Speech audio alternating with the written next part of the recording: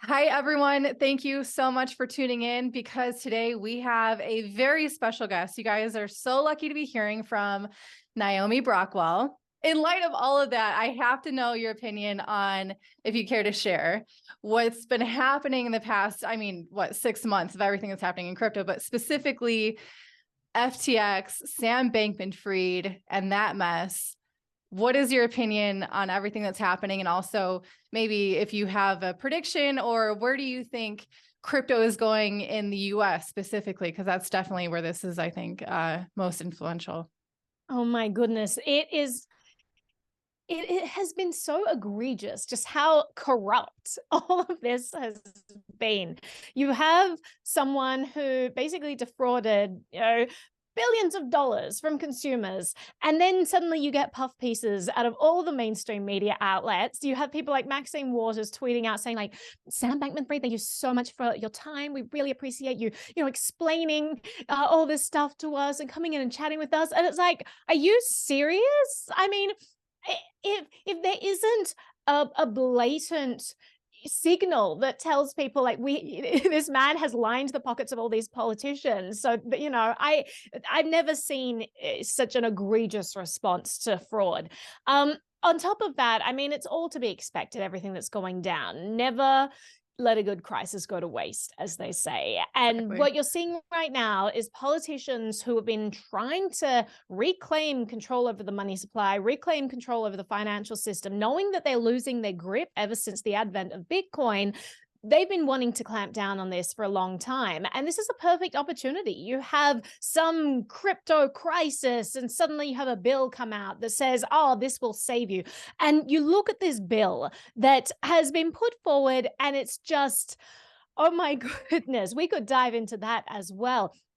It's basically politicians conflating counterparty risk and the risk of centralized exchanges, and then saying, oh, but it's crypto that's doing it. It's absolutely not. It's fraudulent people that's doing it. It's, bad regulation around custodianship that's doing it. I mean, I'm not a fan of regulation in this space anyway. The people who are supposedly doing the regulating don't understand what they're even doing. So yeah, I'd rather they just leave it all alone. But it's crazy to look at this thing where they're basically banning anyone involved in the blockchain industry from any sort of private transaction, any sort of privacy tool. They're mandating licensing for coders. I mean, this is a blatant violation of First Amendment rights because coders protected as speech, and they're saying actually only certain code is allowed, and you have to get these licenses before you're allowed to, have certain speech. I mean, it's absolutely egregious. I mean, there are also Fourth Amendment violations in there.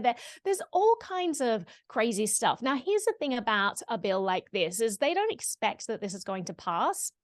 This is just testing the waters. They're throwing this language out there the same way that they have been doing, where it's just like, testing the waters. We're going to ban these things. And if there's not legitimate pushback, this language will just be lifted and put into some bill in the future.